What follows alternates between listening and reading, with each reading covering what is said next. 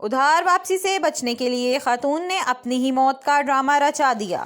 ادھار لے کر اکثر لوگ غائب ہو جاتے ہیں تاکہ ادھار کی ادائیگی سے بچا جا سکے، لیکن انڈونیشیا کی ایک خاتون نے ادھار کی ادائیگی سے بچنے کے لیے اپنی ہی موت کا ڈرامہ رچا دیا۔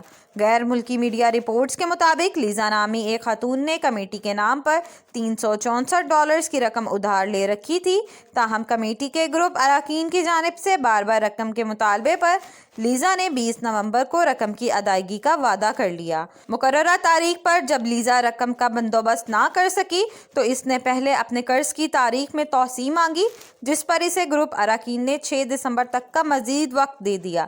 جب دوسری ڈیڈ لائن قریب آئی تو خاتون کے بیٹے نے فیس بک پر اس کی المناک موت کا اعلان کیا اور ساتھ ہی اس کی کفن میں لپٹی لاش کی تصویر بھی شیئر کی۔